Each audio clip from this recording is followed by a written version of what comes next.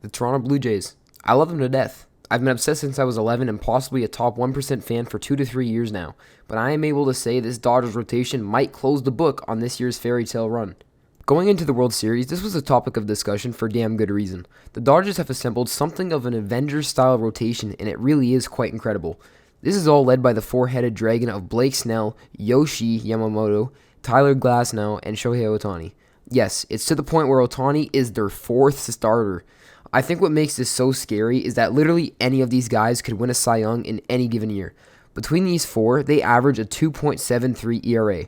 Of course, not all of them pitched a full season, but only Tyler Glasnow had an ERA above 3.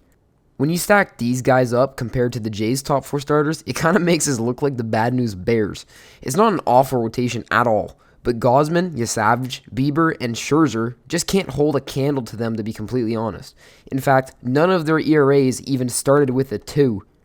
Now, this matchup is particularly interesting in the way that thus far in the playoffs, the Jays have the least swing and miss in their game of any team, and the Dodgers pitching staff have garnished the most swing and miss of any team.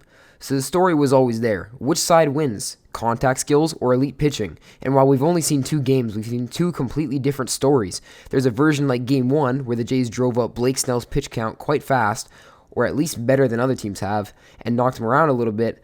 And there's also Game 2 where the Blue Jays eventually start looking like they were pulled off the street to play for a day. I was actually there, and I believe I said to my dad, swing and miss at the pitch in the dirt, then take a strike down the middle. That's how you know they have no clue what the hell to do with this guy.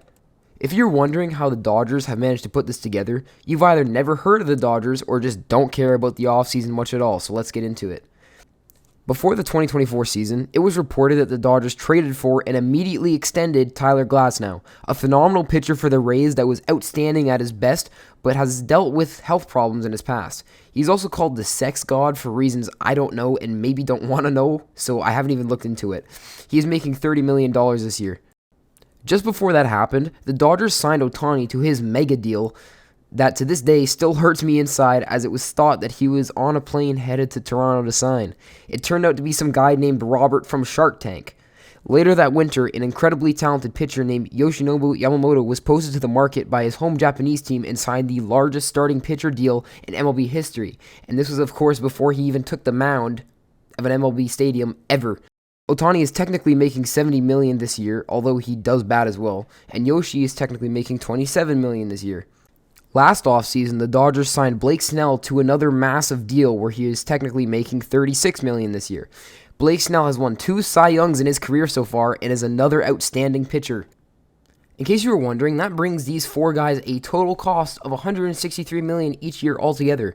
And for reference, that was roughly the same amount the Seattle Mariners spent on their entire payroll this year. There are 15 teams in the league that spent less than that on their entire team. Is it unfair? I don't know, and that's a discussion for another day. But the focus is that they are really damn good. I do want to add that they have a pretty big soft spot in their middle relief guys. The guys that they'd sub into, say, 5th or 6th innings. That's why they push both Snell and Yoshi to 100 pitches each. Their pitching staff is like an angry pit bull, fluffy kitten in the middle, and angry pit bull at the end. We did see that soft spot emerge in Game 1.